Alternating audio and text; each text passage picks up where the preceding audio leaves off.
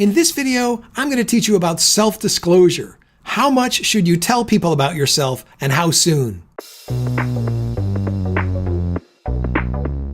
Hi everybody, I'm Bruce Lambert from HowCommunicationWorks.com. This is a channel where I teach you about communication skills so you can improve your relationships, succeed at work, be more confident, and lead a more fulfilling life. Let me tell you a story. Back in 2014, I was on a second date with a woman, and we had gone to a bar. And we get to the bar, and she's already there, and she's ordered a drink, and I get there, and she wants to order me a drink, and I order something non-alcoholic. I barely know this woman. I've only had one lunch date with her before, and she asks me, why aren't you drinking an alcoholic drink? Don't you drink alcohol? And I explained, I don't drink alcohol. And she asked me why I didn't drink alcohol and a bunch of more personal questions. And I ended up disclosing a lot about myself, which I hadn't really intended to disclose on this second date. This is an example of self-disclosure I thought gone a little bit wrong. The intensity of the disclosure, the depth of the disclosure felt like too much too soon to me. I felt like there wasn't enough intimacy between us to be sharing certain of these details, but it came out anyway. I'm still in that relationship now 5 years later, so I guess it didn't destroy the relationship. But in any case, it was tricky to me, and I felt like it was more disclosure than I was comfortable with at the time. I think all of us face this question: how much should we tell people about ourselves, and how soon after we first meet them should we tell them? What sorts of things should we disclose about ourselves? All of this in social science goes under the general heading of self-disclosure. Self-disclosure is the term social scientists use to describe the general process of revealing facts about yourself to other people. It's an extremely important part of relationship development. In fact, lots of theorists think it's the central mechanism by which relationships develop and become more intimate. There's a ton of research on self-disclosure in the communication literature, and there are some stable findings, especially about the relationship between self-disclosure and liking. There's a strong relationship between how much we disclose to other people and how much they like us, and also how much we like them.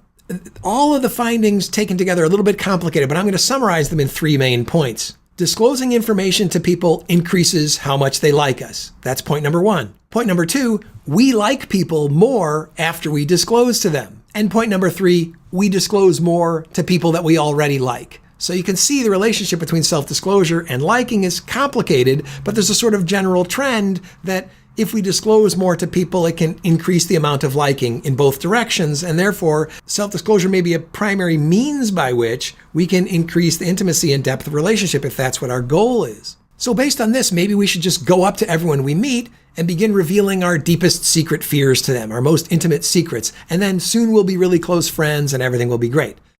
But of course it doesn't work that way. Self-disclosure is a double-edged sword.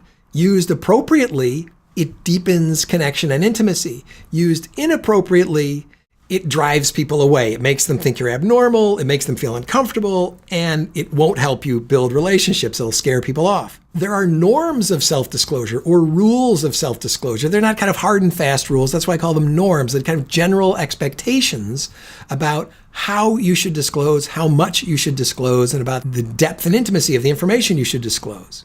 The first rule is that the intensity of the disclosure should increase as the duration of the relationship increases and as the intimacy of the relationship increases. And by intensity, I mean the breadth and depth and intimacy of the information that you share. So in the very beginning, you shouldn't share too much information or information that's too private and intimate and personal. As the duration of the relationship grows, you can share increasingly personal and private and intimate information and increasingly broader amounts of information about other aspects of your life. So when you adhere to this norm, you're careful about how much you disclose in the beginning, and then slowly, as you get to know a person better, you disclose a little bit more private things, broader facts about yourself. You can violate this norm and destroy relationships and scare people off by revealing deep personal details about yourself immediately or too soon, or by saying everything about yourself too quickly. The second main norm about self-disclosure has to do with reciprocity in self-disclosure. And that means that it's a kind of, if you show me yours, I'll show you mine rule, to put it sort of crudely. It means that if I disclose something about myself, there's an expectation that you will disclose something of sort of equal depth and intimacy about yourself.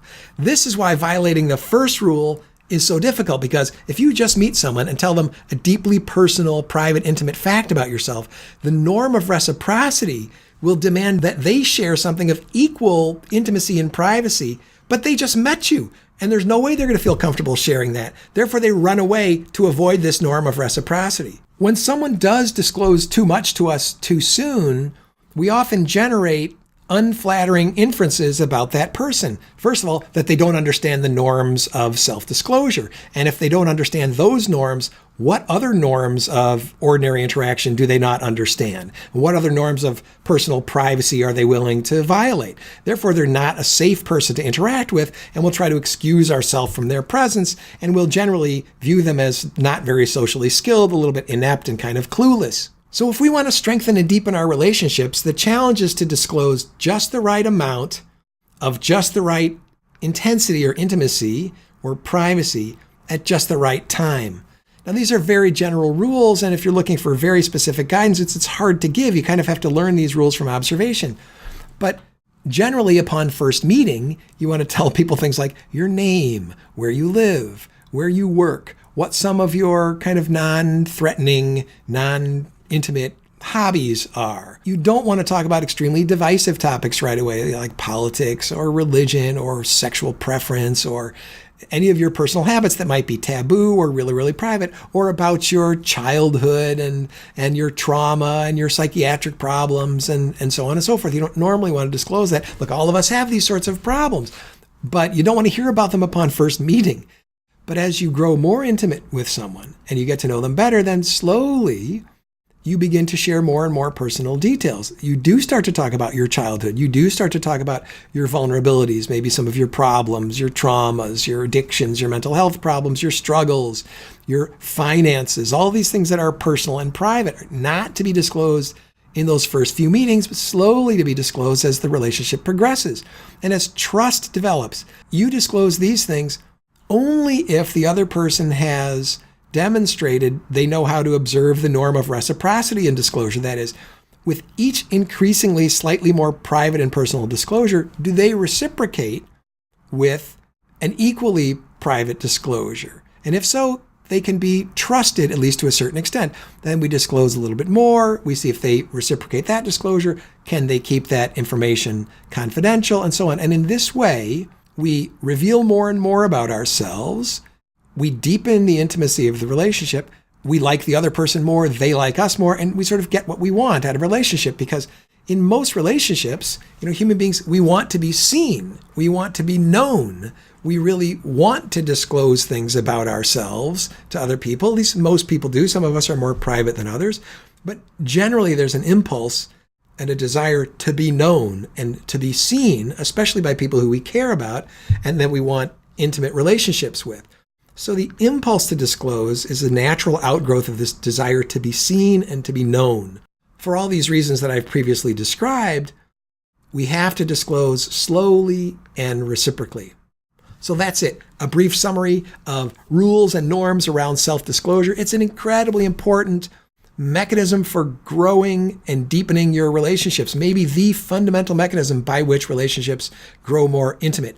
You've got to master it in order to develop strong relationships that are intimate. Good luck. I hope these suggestions are helpful to you. If you have more suggestions about self-disclosure or examples of where it went wrong, go down in the comments and let me know. Please like this video and subscribe to our channel if you haven't already. Hit that notification icon so YouTube can let you know every time we upload a video.